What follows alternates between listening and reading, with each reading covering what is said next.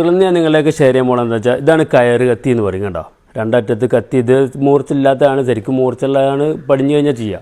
അപ്പോൾ ഇതെങ്ങനെ വീശൽ പഠിക്കുക എന്നുള്ളതാണ് ഞാൻ നിങ്ങളിലേക്ക് ഷെയർ ചെയ്യാൻ പോകുന്നത്.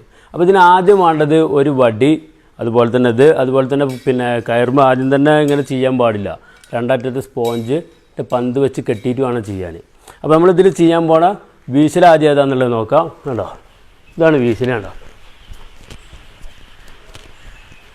അപ്പോൾ ഈ വീശൽ എങ്ങനെ പഠിക്കുക എന്നുള്ളത് നമുക്ക് ജസ്റ്റ് ഞാൻ കാണിച്ചു തരാം. അപ്പോൾ സുഹൃത്തുക്കളെ, ഇതിന് നമുക്ക് വേണ്ടത് അതുപോലെ ഒരു വടിയും പിന്നെ കണ്ടോ അത് സ്പോഞ്ചിൻ്റെ ബാളാണ് കേട്ടോ. ഇതാകുമ്പോൾ മേത്ത് പഠിക്കുന്ന സമയത്ത് ദേഹത്ത് തട്ടിയാലും വേദന ഉണ്ടാവില്ല. ഈ രണ്ടെണ്ണമാണ് വേണ്ടത്.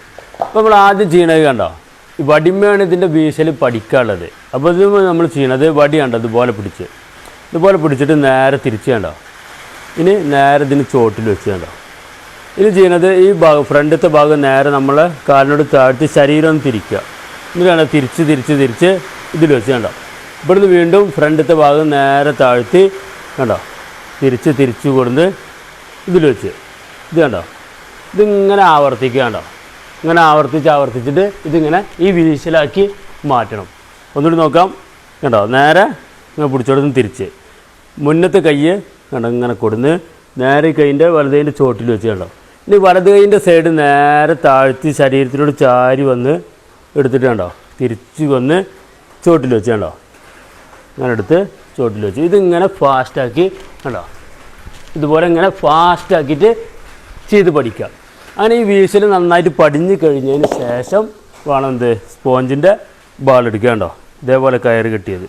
എന്നിട്ട് ഇതേപോലെ കണ്ടോ, ഇതാകുമ്പോൾ ഇങ്ങനെ പിടിക്കുന്നതിന് പകരം നേരെ ഇങ്ങനെ പിടിക്കാണ്ടോ. എന്നിട്ട് ചൂണ്ടുവിരലും തള്ളവിരലും ഉപയോഗിച്ച് ഇതുപോലെ പിടിക്കുക. എന്നിട്ട് ചെയ്യണത് കണ്ടോ, ഇതിങ്ങനെ ആട്ടി കൊടുത്ത് ഇതുപോലെ കണ്ടോ.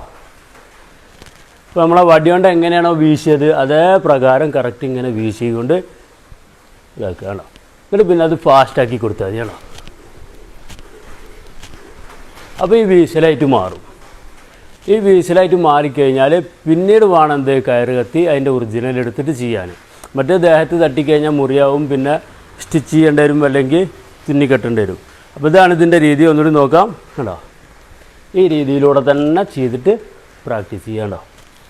നേരെ നമ്മൾ വടിമ എങ്ങനെയാണോ ചെയ്തത് അതേ പ്രകാരമാണ് ഈ വീശിങ് കൊണ്ടിരിക്കുന്നത് കണ്ടോ.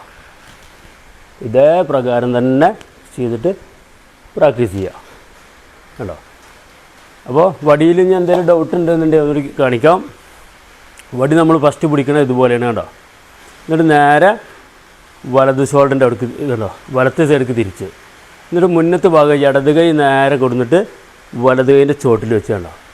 ഇനി ഫ്രണ്ടിലുള്ള ഭാഗം വലത് കൈൻ്റെ സൈഡ് നേരെ നമ്മൾ കാലിനോട് ചാരിയിട്ട് ആ സമയത്ത് ശരീരം തിരിയണം. കണ്ടോ, തിരിച്ചിങ്ങനെ കൊടുന്നുകൊണ്ട് ഈ കൈൻ്റെ ചോട്ടിൽ വെച്ച് കണ്ടോ. ഈ ഫ്രണ്ടിലെ ഭാഗം ഇതേപോലെ തന്നെ ഇങ്ങനെ കൊണ്ടുവരുന്ന സമയത്ത് ഇതൊരിക്കലും ഇങ്ങനെ പോകരുത് കണ്ടോ. ഇങ്ങനത്തോട്ട് പോകാൻ പാടില്ല. നേരെ താഴോട്ട് പോവുക. അതിനനുസരിച്ച് ശരീരം തിരിച്ചെടുക്കുക കണ്ടോ. ഇങ്ങനെ എടുത്ത് ഇങ്ങനെ ഈ രീതിയിലൂടെ കറക്റ്റാക്കിയിട്ട് ചെയ്ത് ക്ലിയർ ചെയ്യുക.